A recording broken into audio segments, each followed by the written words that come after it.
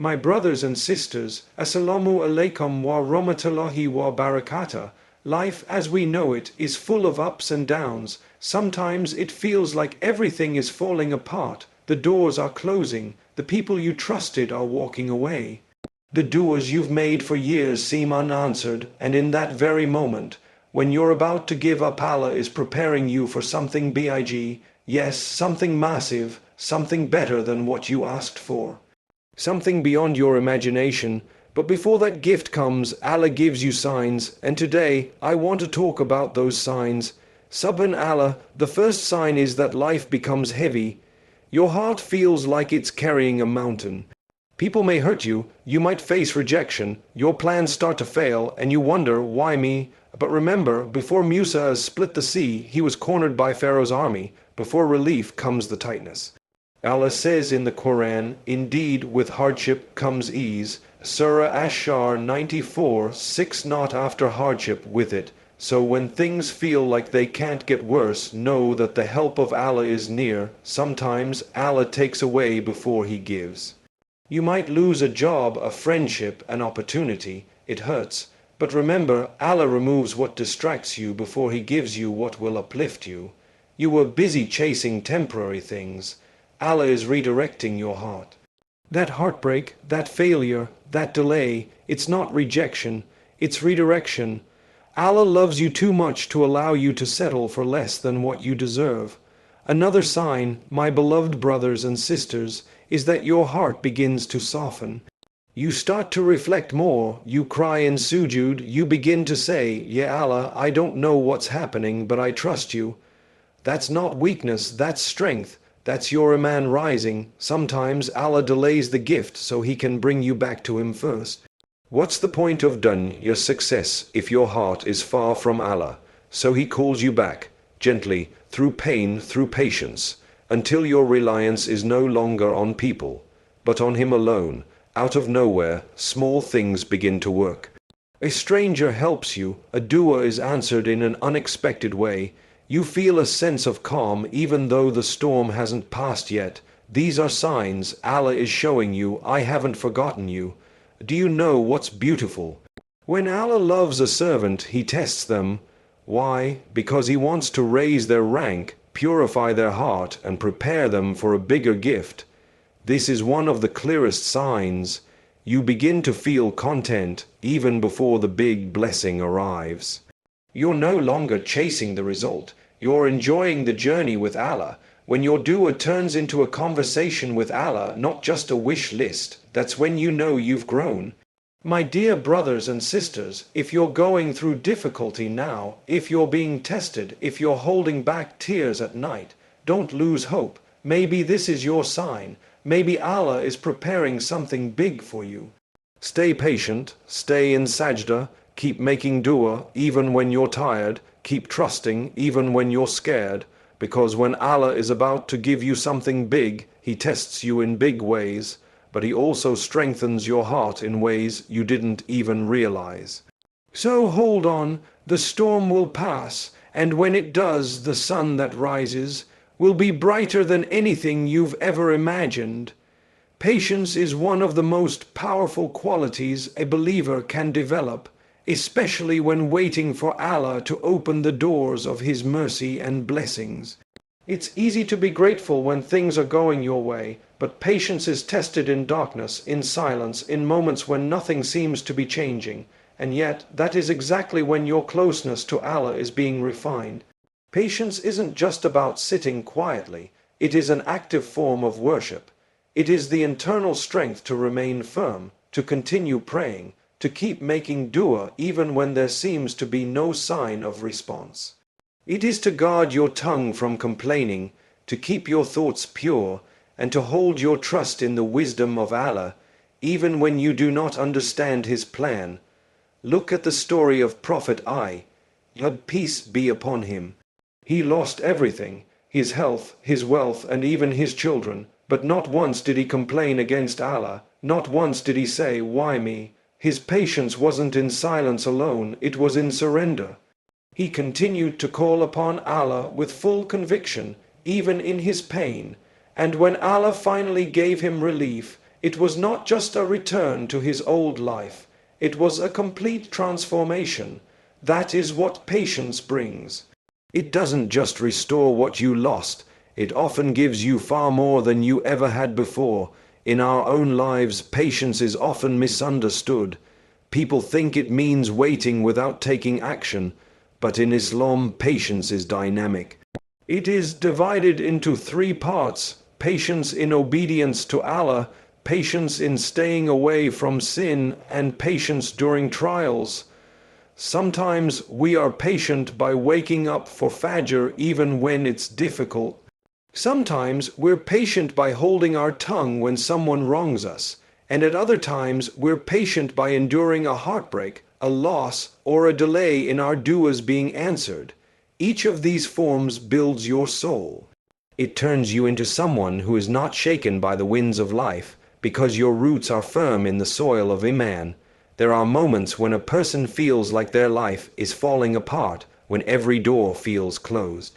But that is where the believer distinguishes himself from the rest. He doesn't say, "I've been patient for a year, where is my answer?" Rather, he says, "I've been patient because I know Allah never wastes effort." And truly, he doesn't. Allah says in the Quran, "Indeed, the patient will be given their reward without account." Surah Az-Zumar 39:10, without account, that means without limit, beyond imagination. Imagine the blessing of being told by Allah himself that your reward is so great it cannot even be counted. This quality of patience is what prepares your heart for something big. Sometimes the delay is there because your heart isn't ready yet. Sometimes Allah wants to remove your attachment to the blessing itself, so that when He gives it to you, it doesn't distract you from Him. You begin to value the giver more than the gift. That's what patience does. It purifies your attachment. You stop asking, "When will I get it?" And you start asking, "How can I grow closer to Allah in the waiting?" That shift is what opens the doors. Even in the smallest tests, whether it's in traffic, with family, or dealing with daily struggles, every time you choose patience, you're choosing growth. You're showing Allah that you're ready for something more. You're proving that your love for Him is not conditional. That's when things start to change, not always outwardly, but something changes inside you. Your heart becomes calmer, your trust becomes deeper. And even if the situation doesn't immediately improve, you've already won, because you've passed the test that most people fail. Tawakkul, or placing complete trust in Allah, is one of the most liberating acts a believer can experience. It is the moment when you stop relying entirely on your own strength, your own plans, and your own understanding, and you submit your affairs fully to the one who controls everything. Tawakkul does not mean giving up on effort. It does not mean sitting idle and waiting for miracles to fall from the sky. It means you tie your camel, as the Prophet said, and then trust that whatever happens next is part of Allah's divine plan. You do what is within your ability, and you leave the outcome to the one who never makes mistakes. The beauty of Tawakkul is that it brings peace even when circumstances are uncertain. You might not know how things will unfold, but you know who is in charge. That knowledge alone removes the anxiety that comes from trying to control everything. Sometimes in life you find yourself in a place where nothing is working. Your efforts are sincere, your intentions are good, your du'as are consistent, but the results are delayed. That is where Tawakkul comes in. It whispers to your heart, your job is not to open the door, your job is to knock. Let Allah open it when the time is right. Look at Maryam, peace be upon her, when she was all alone, giving birth under a palm tree. In that moment of extreme difficulty, Allah asked her to shake the trunk of the tree, a task that even a strong man would struggle with, yet she obeyed. That is Tawakkul. You act on what you're told, even if it doesn't make logical sense to you, because your trust is not in the action itself, but in the command of Allah, and from that action came provision, dates falling from above and water flowing at her feet. That's how Tawakkul works. You do your part and Allah does His in a way you could never predict. In our own lives, we often place our trust in our careers, our families, our qualifications, and while we must use the means available to us, we cannot forget that the source of everything is Allah. The job is a means, not the provider. The doctor is a means, not the healer. The interview is a means, not the decider. When you start to internalize that, your disappointments begin to fade. You don't fall apart when plans fail because you never relied on the plan. You relied on the planner. Tawakkul transforms your attitude toward outcomes. If something doesn't go your way, you no longer say, "I failed," but rather, "This was not written for me." That shift in mindset is powerful. It removes blame, guilt, and frustration. It teaches you to surrender not out of weakness but out of strength, because it takes strength to let go of control. The heart that has tawakkul does not panic. It doesn't chase things desperately. It doesn't beg people for approval.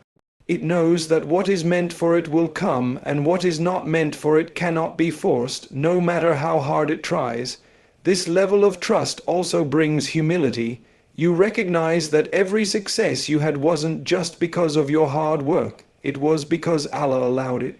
And every obstacle you faced wasn't a punishment. It was part of your training. Tawakkul turns every moment, good or bad, into an opportunity to connect with Allah. It makes you see beyond the surface. You stop asking, "Why is this happening to me?" and you start asking, "What is Allah teaching me through this?" When a person lives with true tawakkul, they walk through life with a calm heart. They stop trying to manipulate outcomes and start preparing themselves to accept whatever Allah chooses for them. This does not mean you lose ambition. It means you understand that success is not just reaching the destination, but being content with the journey Allah placed you on. You begin to appreciate the pauses, the delays, and even the setbacks, because you know they are all written with purpose. Gratitude is not just a feeling you express with your tongue. It is a state of the heart, a way of seeing the world, and a powerful spiritual force that draws the mercy of Allah into your life.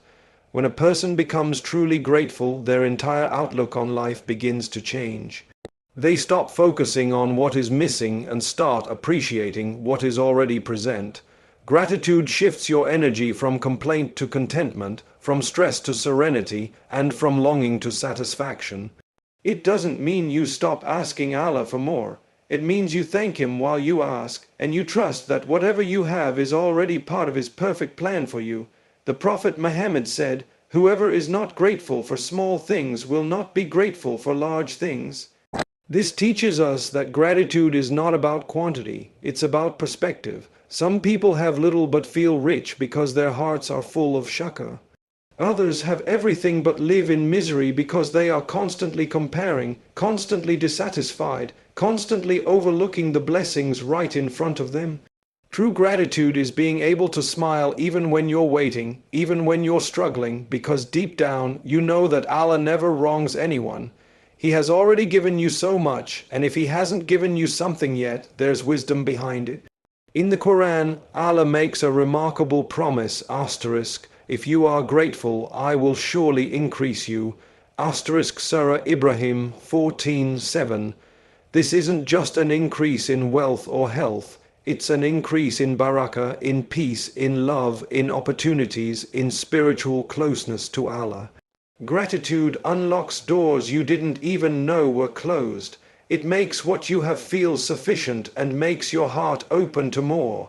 But the opposite is also true. Ingratitude blinds you to the blessings you already have. It makes you restless, bitter, and constantly chasing something that will never be enough. One of the most beautiful forms of gratitude is when you can be thankful not just for what was given, but also for what was taken.